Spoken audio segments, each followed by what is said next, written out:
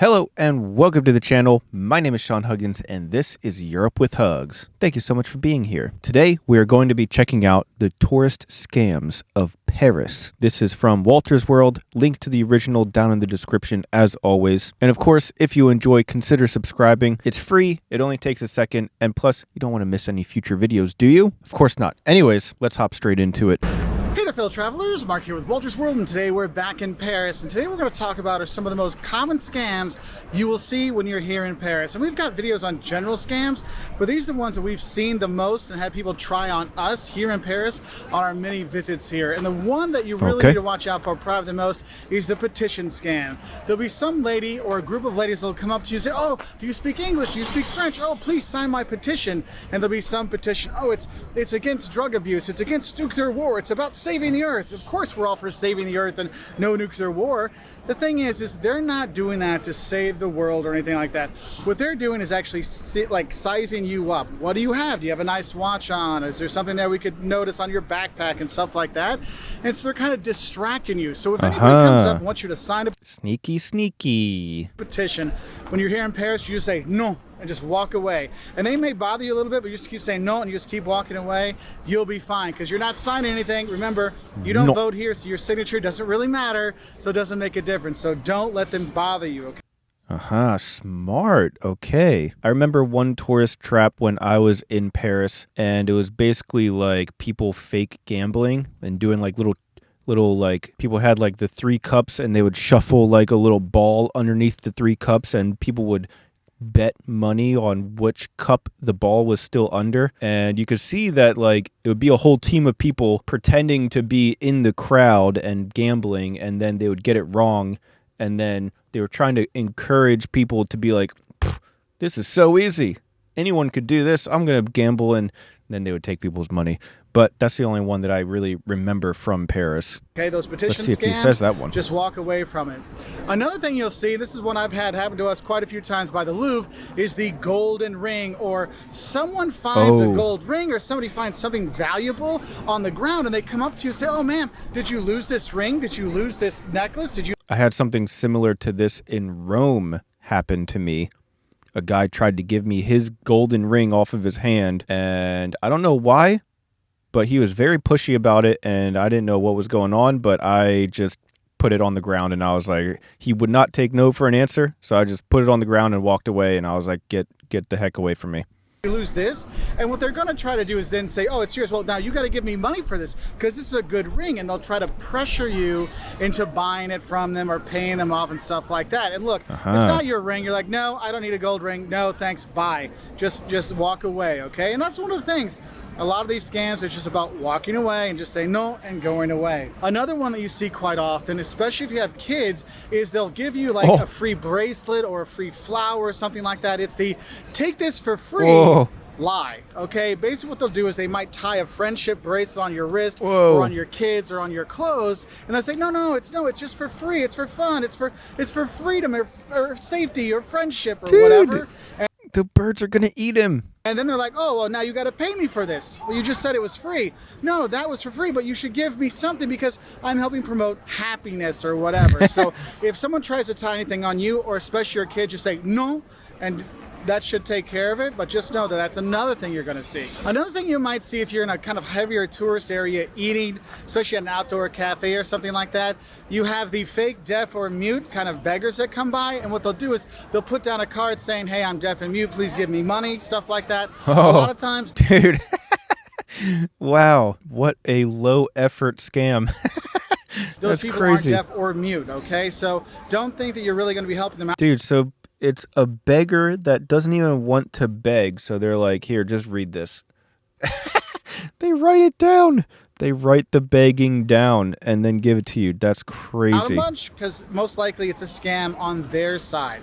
And that kind of leads into another kind of overall kind of scam is you'll see a lot of beggars here in Paris, especially you'll see a lot of parents with their kids, moms with their kids or babies, especially near ATMs, oddly enough. You will see that and realize that it's a scam, okay? There's organized beggars here that have different corners, have these things set up, and ask yourself, would your little kid be laying there for hours on end sleeping with all those people going by, or your little 3-year-old being calm and stuff like all day? No, you might want to ask those kind of questions. Or why aren't they in school? So realize that this is an organized begging kind of thing. It's not about you being mean to people, it's just letting you know that this is kind of a scam, so do watch out for that. Another thing you really need to watch out for when you are here is when you're coming in and out of the metro, but not just like the actual metro train, but when you're going through the turnstiles going into the metro here in Paris.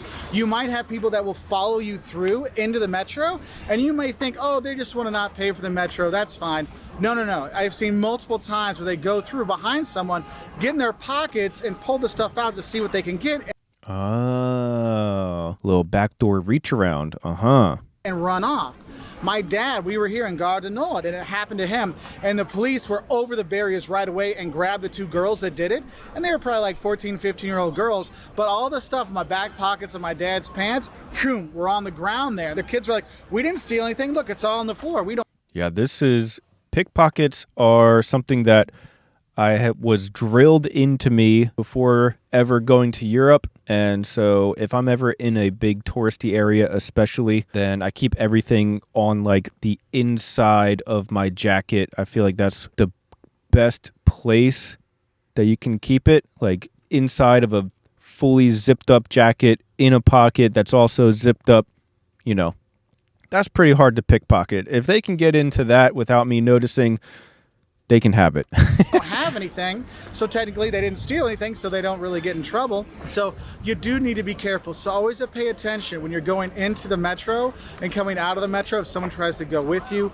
Also, when you're in the metro trains, especially at the stops, when the doors are closing, to go to the next stop, if you're near the door, just know that someone might be like waiting for you by the door and pickpocket and go.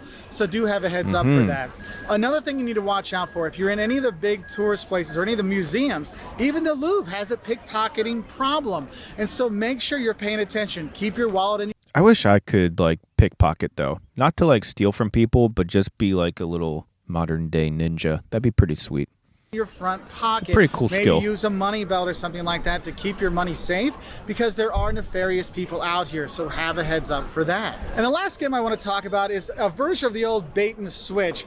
Some countries you go to and someone accidentally gets some mustard on you, or maybe they get the bird poop on you kind of stuff. Here what you might see is the map trick. And what they're doing is they'll have a map and they're like, excuse me, I'm lost. Could you tell me where this place is? Your first sign is they have a map and not their phone, so that's one thing to give it away. But also realize this is kind of like the petition scam. They're kind of sizing you up. They might have a friend over there that's waiting for you to kind of be distracted. If you put your bag down to help them to hold that big map to look, that gives them a chance to come in and swipe your stuff. So do have a heads up for it. Now overall, we haven't had too many problems when we've been here, but it is something you need to watch out for, because there are a lot of pickpockets and scams here in Paris, and we want you to enjoy this beautiful city because it is fantastic. All right. Very interesting. Yeah, like I said, the biggest scam that I saw every time that I've gone to Paris was this fake gambling trick where it would be like a group of people and they would gather all the tourists around. Maybe they would pickpocket them during that too, I don't know, but they would gather, they would make a big spectacle, gather everyone around, and then they'd be shuffling up the cups with a little ball underneath, and then somebody would come out and be like, here's 10 euros, I know where it's at, and then they would pick it and it would be wrong, and the guy shuffling would take their money, but they would do it in a way where it's like, it's obvious where the ball is, and it was also obvious that the people paying the money were with the guy. So they would do that like 4 or 5 times, and then every once in a while, an actual person would be like, dude, these guys are idiots. How do you not see where the ball is?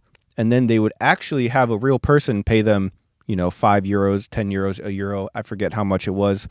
And then they would pick it, and the guy would then shuffle it completely different, and I'm sure do it a lot better, to the point where you couldn't actually see where the ball was, and then they would lose their money. But there were groups of people doing that everywhere, like hundreds of them.